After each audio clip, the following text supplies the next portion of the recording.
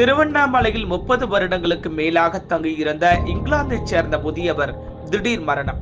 சமூக சேவகர் மணிமாறன் உடலை தகனம் செய்தார்.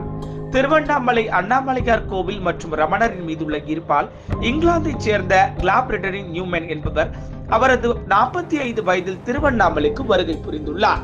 பின்னர் அவர் ஆன்மீகத்தின் மீது நாட்டம் கொண்டு சுமார் 30 வருடங்களுக்கு மேலாக திருவண்ணாமலையிலேயே தங்கி வசித்து வந்தார்.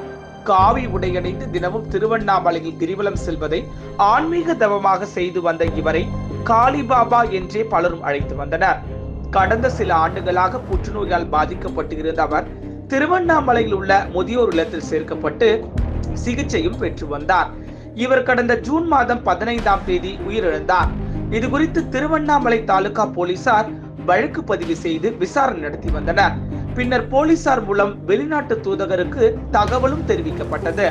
உயிரிழந்த காளிபாபா உடலுக்கு உறவினர்கள் யாரும் உரிமை கோராத நிலையில் திருவண்ணாமலை தாலுகா போலீசார் அவரது உடலை நல்லடக்கம் செய்வதை குறித்து திருவண்ணாமலையைச் சேர்ந்த சமூக சேவகர் மணிமாறனுக்கு தகவல் தெரிவித்தனர். மணிமாறன் தமிழ்நாடு முழுவதும் ஆதரவற்ற முதியோர்கள் மற்றும் மாற்றுத்திறனாளிகள், சாதுக்கள், தொழுநோயாளிகள் போன்றோர்களின் உடல்களை கடந்த 22 வருடமாக நல்லடக்கம் செய்து வருகிறார். இதுவரையில் 2856 பேரின் உடல்களை நல்லடக்கம் செய்து சேவையும் செய்துள்ளார்.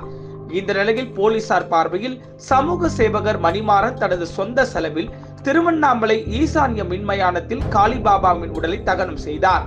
அப்போது காளிபாபாவின் உடலுக்கு திருவண்ணாமலையில் தங்கியுள்ள லண்டனைச் சேர்ந்த லிசா, ஹெதர், அமெரிக்காவைச் சேர்ந்த சந்திகுமார், கௌரவ் சுதன் மற்றும் போலீசார் அஞ்சலி செலுத்தினர்.